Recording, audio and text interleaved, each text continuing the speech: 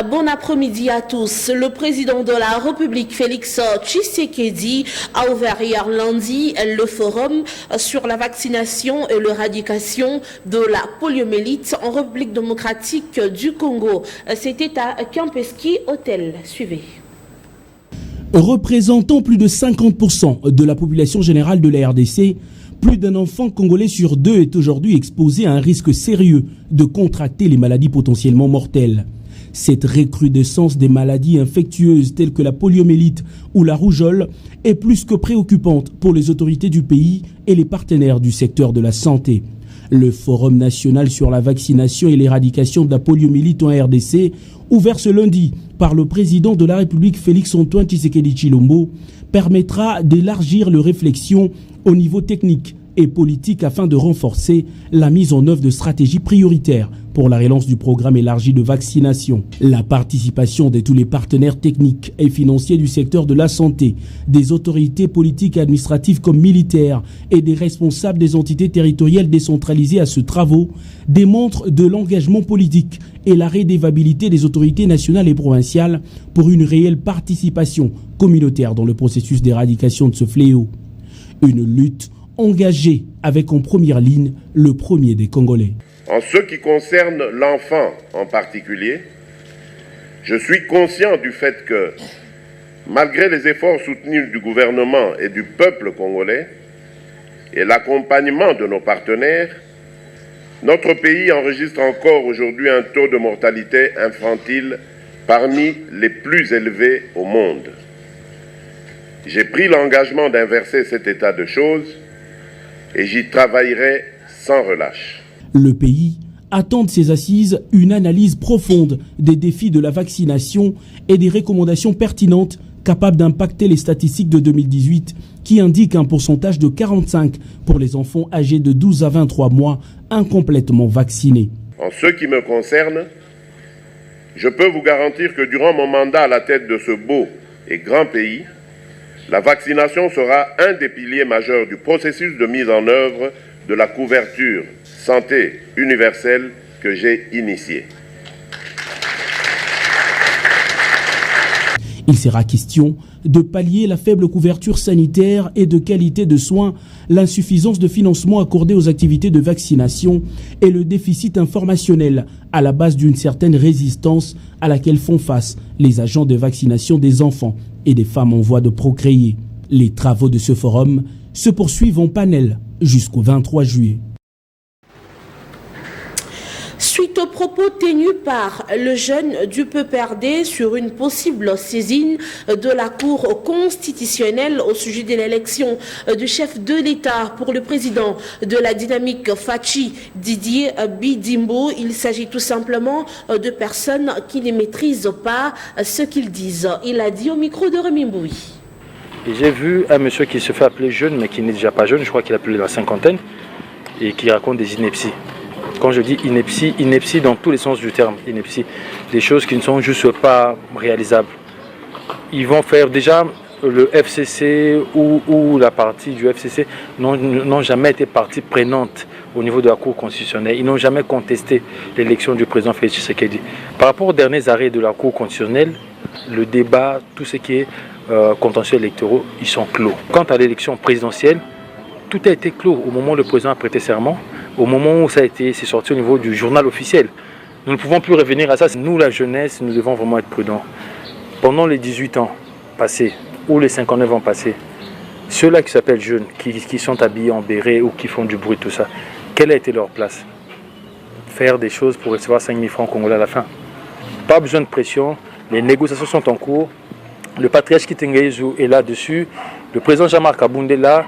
Kouloutou Jacques Lunga, Kouloutou François Mamba, Kouloutou Bodoma, ils sont là sur ces négociations et croyez-moi que nous aurons le fruit voulu.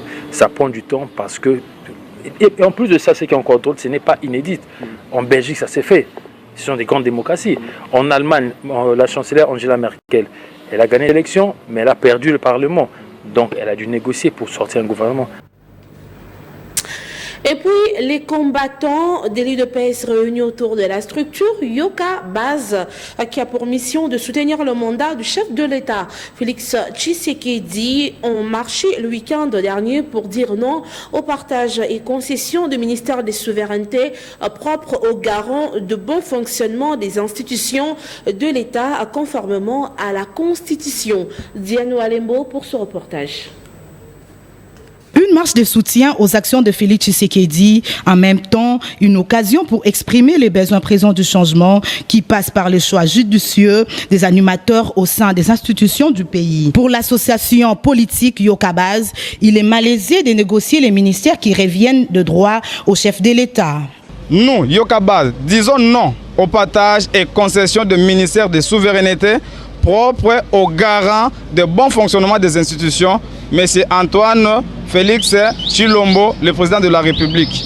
Notamment les ministères de la Justice, que nous voulons être administrés par un fils scientifiquement mature, intègre et valeur irréprochable émanant surtout de l'IDPS.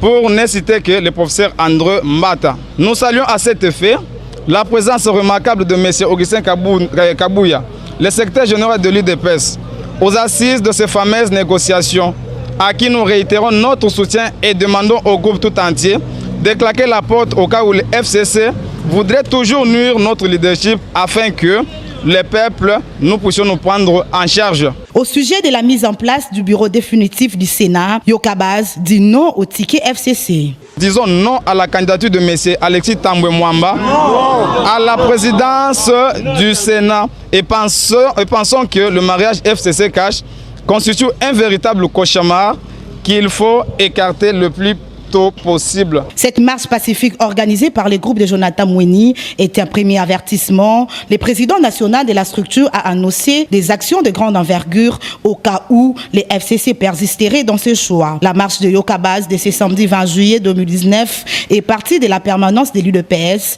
à Limité pour chuter à Lingouala devant le palais du peuple. La direction Palais du Peuple, course au perchoir du Sénat, Batilou Kwebo a déposé hier lundi avant midi sa candidature au poste du président de la Chambre haute du Parlement. Suivez. Modeste Batilou Kwebo, candidat de l'Alliance des forces démocratiques du Congo, a officiellement déposé sa candidature au bureau du Sénat ce lundi. S'adressant à la presse, Modeste Batilou Kwebo a lancé un message fort aux élus des élus en les invitant à voter en âme et conscience. Comme vous le savez, notre peuple attend beaucoup de nous. Si aujourd'hui nous sommes dans la situation actuelle, c'est par la faute de nous les dirigeants. Et je pense qu'à un certain moment, il faut s'arrêter pour dire basta, on a trop fait de mal à notre peuple. Nous devons maintenant nous consacrer définitivement au travail pour améliorer les conditions de vie de nos citoyens et de nos citoyennes. Voilà pourquoi ma candidature est venue dans cet élan pour dire tout simplement que nous apportons notre pierre à l'édifice national, nous donnons un go pour que, effectivement, nous puissions briser le paradoxe d'un pays richement et potentiellement riche, mais également, mais malheureusement, avec un peuple pauvre. Les députés nationaux de son regroupement qui l'ont accompagné n'ont pas manqué de fustiger les comportements des éléments de la police congolaise qui a dispersé les milliers de militants venus soutenir la candidature de leur leader. C'est un moment historique en République démocratique du Congo. Vous avez vu comment la mobilisation dans toutes les provinces et même ici, quand bien même nos militants ont été chassés comme des chiens par des militaires, mais ils sont venus exprimer leur attachement indéfectible au sénateur le mieux élu. Et aujourd'hui, où nous déposons officiellement aux yeux de toute la population, aux yeux de Dieu, sa candidature au Sénat. Pour rappel, l'élection de membres du bureau définitif du Sénat aura lieu le samedi 27 juillet 2017, selon le calendrier publié le week-end dernier par les bureaux provisoires du Sénat, présidés par Léon Mamboléo. Entre-temps, Léonie Mbalemba, député élu de AFDCA, s'est dit confiant de la victoire de Modeste Bahati à la présidence du Sénat. Nous croyons qu'il y aura un changement. Toute personne qui veut et qui croit à un changement dans ce pays doit suivre l'AFDC de Bahati Lukwebo, notre président. Et on est venu l'accompagner pour déposer donc sa candidature. Mais il y a quand même une crainte.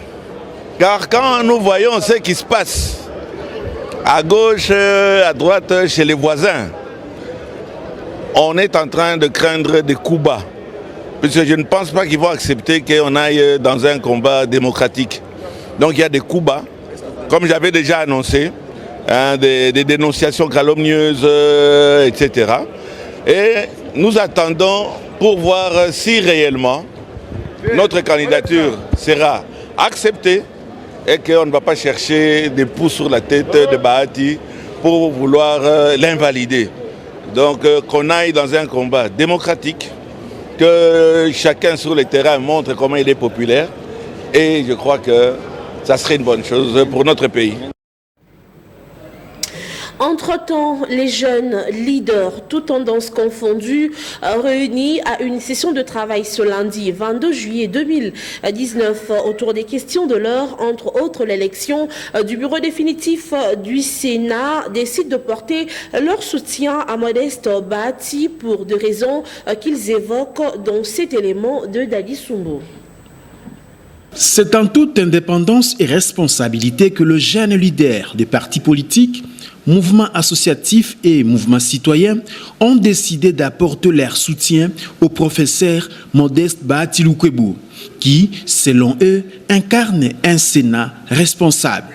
Nous recommandons un esprit de sportivité, d'humilité, de tolérance mutuelle dans le chef de tous les acteurs politiques, toutes tendances confondues. 2. Quant à l'élection de membres du bureau définitif du Sénat, nous interpellons la conscience des honorables sénateurs de voter en toute objectivité et responsabilité, sans tenir compte de mots d'ordre d'où qu'ils viennent, de ne pas céder à la corruption, mais plutôt de privilégier l'intérêt supérieur du peuple congolais en rejetant toute candidature fantaisiste ayant pour but de favoriser les traqueurs de la République. Considérant le rôle impérieux et pertinent du Sénat dans notre pays, les speakers de cette institution doivent incarner les valeurs de moralité, d'humanité et de modestie, non couverts bien sûr par quelconque sanction internationale, ni reprocher des violations graves des droits de l'homme, encore moins des crimes contre l'humanité. C'est pourquoi nous manifestons notre indéfectible soutien à la candidature de l'honorable sénateur, le professeur Bahati Lukwebo, à la présidence du Sénat pour un Sénat responsable, innovant et à l'écoute du peuple et des provinces. Rappelons que Modeste Bahati fait face à Tambo Mwamba pour la présidence du Sénat, une candidature qui a fait couler beaucoup d'encre et de salive. Sachez que les sénateurs Badibanga Ntita se portent candidats pour la première vice-présidence du Sénat. Il a déposé son dossier hier lundi 22 juillet. Pour certains, comme vous l'avez dit, les sénateurs représentent les provinces. Et deuxièmement, comme vous le savez, le mandat du sénateur est non impératif. Et ensuite, celui qui définit la politique internationale du pays, c'est le chef de l'État. Et nous connaissons les grands axes sur lesquels nous devons marcher aussi. Et donc je pense que je peux faire le pari de l'intelligence collective avec mes collègues au Sénat. Danger au Sénat, le scénario Kengoa Dondo de 2007 risque de se répéter contre le FCC en 2019. Modeste Bahati ayant déposé sa candidature hier lundi au 22 juillet part en trouble fête contre les tickets gagnants du FCC. La rédaction de Canal Futur Télévision a réfléchi sur quelques candidatures déposées chez les reporters du bureau provisoire de la Chambre haute du Parlement, une réflexion qui porte la signature de Dadi Sumbo. L'élection du bureau définitif du Sénat, un test grandeur nature pour la plateforme de l'ancien président de la République, Joseph Kabila. Après avoir perdu la présidence de la République, le Front commun pour les Congos a rebondi en s'assurant une large majorité au Parlement et dans les assemblées nationales. Mais après la perte de la province du Sankuru, le Front commun pour le Congo devra passer une autre épreuve de feu, celle de départager entre Tambwe Mwamba et Modeste Batsilukwebo. Ce dernier peut tout aussi surprendre, un scénario qui sévit aussi à la première vice-présidence de la Chambre haute du Parlement où l'on constate la candidature de Sami Badi Bangantita affronter Évariste Bochab, tous deux membres de la même famille politique. Des situations qui risquent de faire basculer les FCC qui pourra perdre comme en 2007 la présidence du Sénat. Qui vivra, verra. Autre chose à présent, après sa victoire à la course au gouvernorat du Sankuru, Joseph Stéphane Moukoumadi ne cesse de recevoir les félicitations de plusieurs ressortissants de cette province, parmi lesquels les sénateurs Penedjunga qui voient en lui l'homme qui va apporter le développement dans les Sankuru. Suivez. C'est la plus grande joie que j'éprouve dans mon cœur.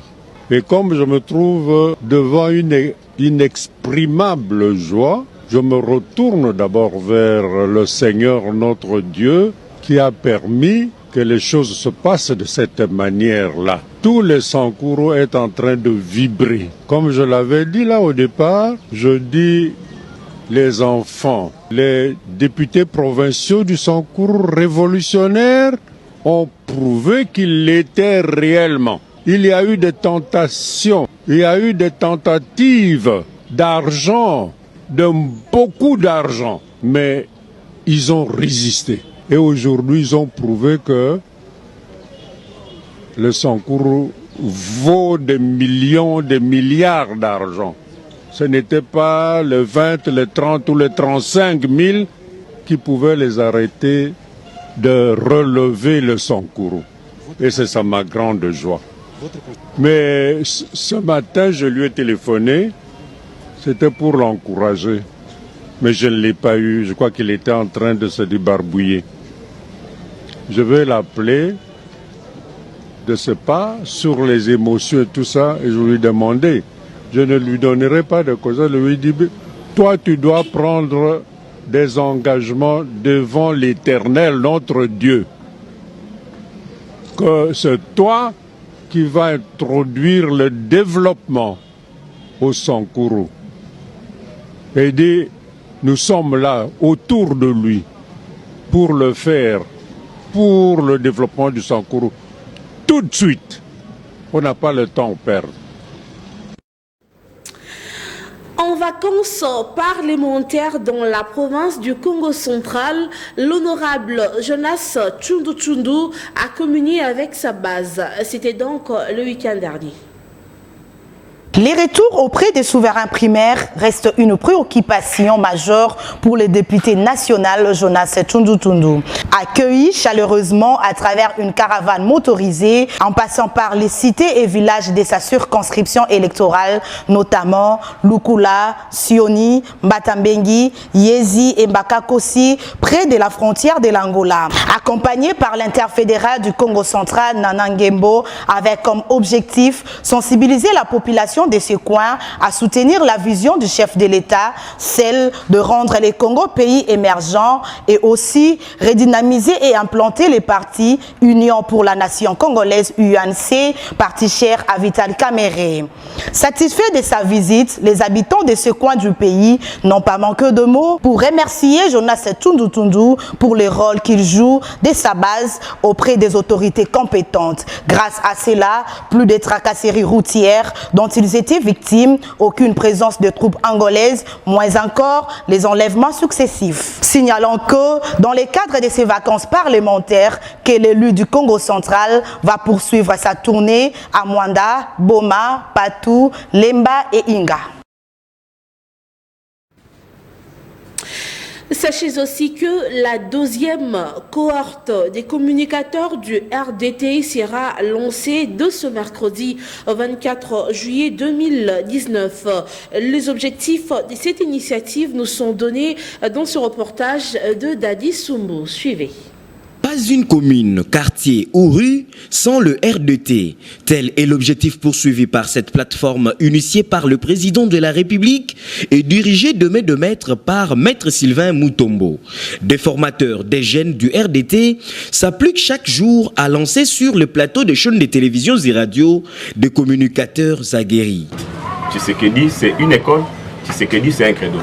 Cette école, ce credo doit être réapproprié par la population congolaise. C'est pourquoi, vous voyez, il y a beaucoup de gens qui ne connaissent pas Tshisekedi, qui ne connaissent pas sa vraie mission, qui ne connaissent pas sa vraie hauteur et sa vraie grandeur. C'est pourquoi nous devons former des communicateurs qui doivent aller dans la population, expliquer ce que c'est que Tshisekedi, expliquer ce que c'est que ces credos pour que les gens puissent s'en approprier. C'est pourquoi vous voyez qu'il y a plein de gens qui sont réunis aujourd'hui. Nous avons formé une première vague de 40 communicateurs populaires qui seront dans la masse pour pouvoir enseigner aux gens l'école Tshisekedi. Expliquer aux gens ce que c'est Tshisekedi. En fait, les rassemblements démocrates tshisekidistes amènent une nouvelle vague dans la donne politique. Nous voulons en fait actualiser cette politique, refonder en fait la politique congolaise, faire voir aux gens que ce combat que Tshisekedi a mené, c'est un combat de la population. Et cette population doit se réapproprier ces combats. Mais pour qu'on puisse se réapproprier ces combats, il doit y avoir des gens qui doivent aller comme des apôtres, comme des envoyés, pour pouvoir enseigner ces combats. Enseigner cette école, expliquer ces mythes Tshisekedi aux gens pour que chacun puisse comprendre. Nous ferons la communication d'une certaine manière, une nouvelle manière, je veux dire. Nous ferons les porte-à-porte, nous expliquerons à tout le monde ces credos et nous les porterons partout. Pour lier la théorie à la pratique, une démonstration a été faite devant le professionnel de médias à la grande satisfaction de l'assistance. Plus de 300 professionnels de santé de l'UNC ont pris part le dimanche dernier à une formation idéologique organisée par le secrétariat politique national en charge de la santé publique de ce parti, cher à l'honorable Vital Kamere. Regardez. Cette formation idéologique organisée ce dimanche 21 juillet est une initiative du secrétariat politique national en charge de la santé publique en collaboration avec le bureau d'études, des consultations, d'assistance et des urgences médicales, BOCOM en sigle. On prépare à cette activité tous les personnels de santé membres de l'UNC, parti cher à Vital Kamere. Les mots d'ouverture ont été prononcés par Dr Esther Ntama, secrétaire politique national en charge de la santé de l'Union pour la nation congolaise. Chers professionnels de santé, vous avez votre place à la politique congolaise. Vous avez à lutter pour l'obtention de l'alternance politique qui est une réalité dans notre pays et nous entendons ensemble diriger, changer ce pays en apportant une amélioration positive. C'est ainsi, nous mettons à votre disposition l'idéologie du parti afin que nous puissions marcher dans le respect strict de textes de base qui régissent notre parti. Soyons des modèles, des références pour les Congolais. Chers professionnels de santé, mettons-nous davantage au travail pour la victoire prochaine de notre cher parti, Union pour la nation congolaise, aux prochaines élections à tous les niveaux, pour accompagner notre leader, le président Vital Kamere, à la magistrature suprême. Prenant la parole, Maître Gabin Lolendo, porte-parole adjoint de l'UNC, a parlé de l'idéologie du parti. Signalant ici que le BECOM étant une structure d'appui technique médical de l'UNC sous la coordination du secrétariat politique national de la santé publique, compte marcher dans le respect strict des textes de base de leur parti UNC. Merci d'avoir suivi cette édition de journal. Le prochain rendez-vous est fixé à 15h, heure de Kinshasa. Restez branchés sur Canal Future Télévision et bonne journée à tous.